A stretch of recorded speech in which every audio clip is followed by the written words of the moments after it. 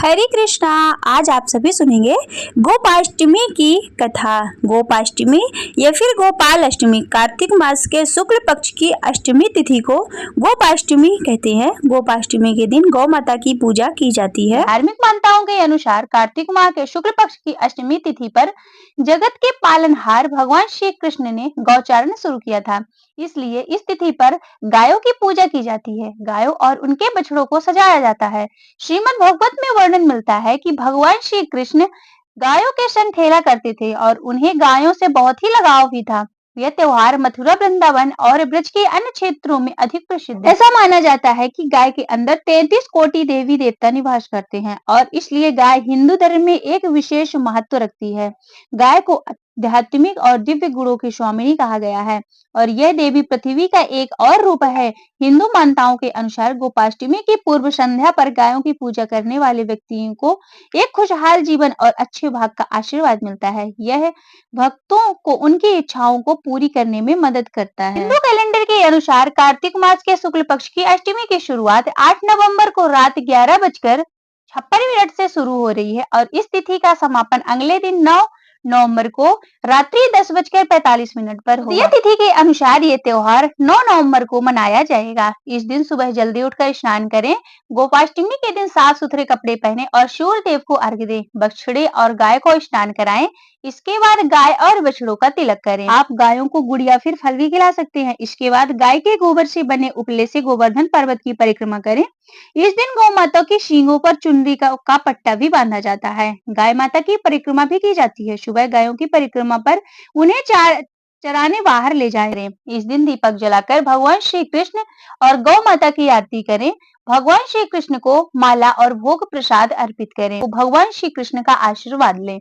अंत में लोगों को और अपनी श्रद्धा अनुसार दान भी देना चाहिए। इन ग्वालों को भी दान किया जाता है। कई लोग इन्हें नए कपड़े देकर तिलक लगाते हैं। गोपाष्टमी के पर्व पर ब्राह्मणों को भोजन कराने और दान देने का भी विधान है। आप अपनी श्रद्धा अनुसार दक्षिणा दे सकते हैं और वस्त्र, अनाज आदि दान कर सकते हैं। पूजा के उपरांत गोवर्धन पर्वत की परिक्रमा करें और आरती उतारें। आरती के बाद प्रसाद वितरण करें और स्वयं भी प्रसाद ग्रहण करें। आप गोपाष्टमी के पर्व पर भगवान श्री कृष्ण का भजन कीर्तन और आयोजन कर सकते हैं। इससे वातावरण भक्तिमय हो जाता है और मन को शांति मिलती है। गोपाष्टमी एक बहुत ही महत्वपूर्ण हिंदू त्योहार है जो भगवान श्री कृष्ण के गौ पालन और लीलाओं की याद दिलाता है। गोपाष्टमी 2 शब्दों से मिलकर बना है जिससे गोप का अर्थ है गायों का पालन करने वाला और यह गोपाल का अर्थ अष्टमी है। अष्टमी तिथि या फिर 8वां दिन इसे गौ पालन की अष्टमी या फिर गोपाल की अष्टमी भी कहते हैं। यह त्योहार गायों की पूजा और प्रार्थना करने के लिए समर्पित है। हिंदू संस्कृति में गायों को गौ माता कहा जाता है और उनकी देवी की तरह पूजा की जाती है। बछड़ों और गायों की पूजा और प्रार्थनाएं करने का अनुष्ठान गोवत्स द्वादशी के त्योहार के समान है जो कि महाराष्ट्र राज्य में मनाया जाता है।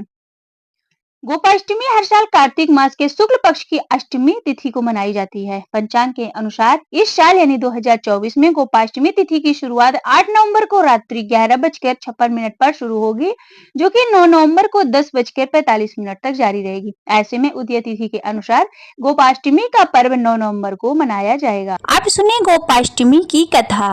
पहले भगवान श्री कृष्ण का ध्यान करते हैं और फिर कथा को शुरू करते हैं। वीडियो पसंद आए तो लाइक कीजिएगा। चैनल में भी रहे तो चैनल को सब्सक्राइब कीजिएगा। वसुदेव सुतं देवं कंस चाणूरमर्दनं देवकी परमानंदं कृष्णं वन्दे जगद्गुरुं। वंशी विभूषितकरान् नवनीरदाभात् पीताम्बरादरुणबिम्ब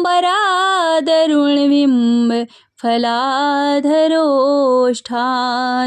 कृष्णाय वासुदेवाय हरे परमात्मने प्रणतः क्लेशनाशाय गोविंदाय नमो नमः। कस्तूरी तिलकं ललाटे पटले वक्षस्थल कौस्तुभं नासाग्रे वरमौक्तिकं करतले वेणुकरे कंकणम्। गो गोपाष्टमी की पौराणिक कथा। गोपाष्टमी के उत्सव से जुड़ी कई पौराणिक कथाएं प्रचलित है। हिंदू शास्त्र के अनुसार गायों को भगवान श्री कृष्ण का सबसे प्रिय माना जाता है। मान्यता के अनुसार जब कृष्ण भगवान ने अपने जीवन के छठे वर्ष में कदम रखा था, तब वे अपनी मैया यशोदा से जिद करने लगे कि अब वे बड़े हो गए हैं और बछड़ों को चराने की बजाय गाय चराना चाहते थे। उस दिन कार्तिक मास के शुक्ल पक्ष की अष्टमी तिथि थी। उनके हट के आगे मैया को हार माननी पड़ी और मैया ने उन्हें अपने पिता नंद बाबा के पास उसकी आज्ञा लेने भेज दिया। भगवान श्री कृष्ण ने नंद बाबा के सामने जिद रखी, अब वे गैया भी चराएंगे। नंद बाबा गैया चराने की शुरुआत करने पर शुभ मुहूर्त पूछने शांडिल ऋषि के पास पहुंचे और बड़े अचरज में आकर ऋषि ने कहा कि अभी इसी समय के अलावा अगले साल तक कोई श्रेष्ठ मुहूर्त नहीं है, इसलिए अष्टमी तिथि से ही श्री कृष्ण ने गाय चराने की शुरुआत की, जिसे गोपाष्टमी के नाम से जाना जाता है। जब श्री कृष्ण ने गैया का पालन शुरू किया तो उस दिन माता ने अपने कान्हा को बहुत ही सुंदर तैयार किया, मोर मुकुट लगाया, पैरों में घुंघरू पहनाए और सुंदर सी पादुका पहनने दी, लेकिन कान्हा ने वे पादुका नहीं पहनी। उन्होंने मैया से कहा कि अगर तुम इन सभी गैया को चरण पादुका पैरों में बांधोगी तभी मैं यह पादुका पहनूंगा। मैया ये देखकर भावुक हो गई और श्री कृष्ण ने पैरों में बिना कुछ पहने ही अपनी गैया को चराने के लिए ले गए और गौचरण करने के कारण ही श्री कृष्ण का गोपाल या फिर गोविंद के नाम से जाना जाता है। एक अन्य पौराणिक कथा के अनुसार ऐसा माना जाता है कि भगवान इंद्र अपने अहंकार के कारण वृंदावन के सभी लोगों को अपनी शक्ति का प्रदर्शन कराना चाहते थे, इसलिए उन्होंने ब्रज के पूरे क्षेत्र में बाढ़ लाने का फैसला किया ताकि लोग उनके सामने झुक जाएं और इसलिए वह 7 दिन तक बारिश हुई। भगवान श्री कृष्ण को एहसास हुआ कि क्षेत्र के लोग खतरे में हैं, अतः उन्हें बचाने के लिए उन्होंने सभी प्राणियों को आश्रय देने के लिए गोवर्धन पर्वत पर अपनी उंगली पर उठा लिया और 8वें दिन भगवान श्री कृष्ण ने इंद्र को उसकी गलती का एहसास करवाया और बारिश बंद हो गई। उन्होंने भगवान श्री कृष्ण से क्षमा मांगी। भगवान इंद्र और भगवान श्री कृष्ण पर सुरभि गाय के दूध की वर्षा की और भगवान श्री कृष्ण को गोविंद घोषित किया, जिसका मतलब यह है कि गायों का भगवान। और यह 8वां दिन था जिसे अष्टमी कहा जाता है और यह इस दिन गोपाष्टमी के रूप में मनाया जाता है। गोपाष्टमी से जुड़ी हुई एक और भी कथा ये भी है कि राधा रानी भी गाय को चराना चाहती थी और गाय चराने वन में जाना चाहती थी, लेकिन लड़की होने की वजह से उन्हें मना किया गया। ऐसा करने से मना कर देते थे, जिसके बाद राधा को एक तरकीब सूझी। उन्होंने ग्वाला जैसे कपड़े पहने और वन में श्री कृष्ण के साथ गाय को चराने चली गई। शास्त्रों के अनुसार जो व्यक्ति इस दिन गायों को भोजन खिलाता है, उसकी सेवा करता है तथा सायंकाल में गायों का पंचोपचार विधि से पूजन करता है तो उसकी सभी मनोकामनाएं पूर्ण हो जाती हैं। आज के दिन श्यामा गाय को भोजन कराने की बहुत ही अधिक मान्यता है। हिंदू मान्यताओं में गाय को बेहद महत्वपूर्ण माना गया है। गाय को गौ माता भी कहा जाता है। गाय को माँ का दर्जा दिया गया है। जिस प्रकार से एक माँ अपने संतान को हर सुख देना चाहती है, उसी प्रकार गौ माता की सेवा करने वाले जातकों को अपने कोमल हृदय में स्थान देती है और उसकी हर मनोकामनाओं को पूर्ण करती है। ऐसा मान्यता है कि गोपाष्टमी के दिन गौ की सेवा करने वाले व्यक्ति के जीवन में कभी कोई संकट नहीं आता। गाय माता का दूध, घी, दही, छाछ और यहाँ तक कि उसका मूत्र भी स्वास्थ्य वर्धक कहा गया है। पौराणिक कथाओं में व्याख्या है कि जिस तरह से भगवान श्री कृष्ण ने अपनी बाल लीलाओं में गौ माता की सेवा की है, अतः वह त्योहार हमें याद दिलाता है कि हम गौ माता के ऋणी हैं और हमें उनका सम्मान और सेवा करनी चाहिए। गौ माता की आरती।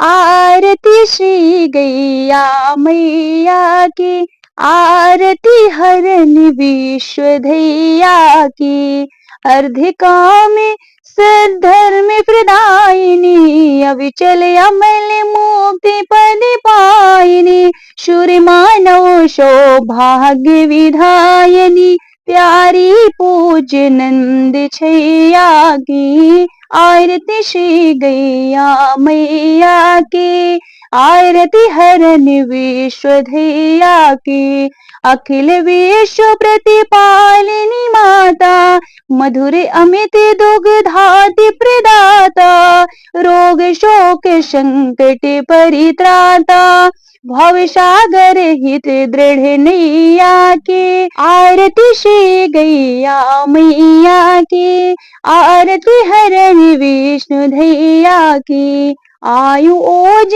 आरोग्य विकास, दुख दर्द दारिद्र्य विनाश, विनाशिनी सुषमा सौख्य समृद्धि प्रकाशिनी विमल विवेक बुद्धि दैया की आरती श्री गैया मैया की आरती हरणी विश्वधैया की सेवक जो चाहे दुखदाई श्रम पर सुधा प्रियावती माए शत्रु मित्र सभी को दुखदाई स्नेह स्वभाव विष जैया की आरती श्री गैया मैया की आरती हर्ष विश्वधैया की आरती श्री गैया मैया की आरती हरणी विश्वधैया की।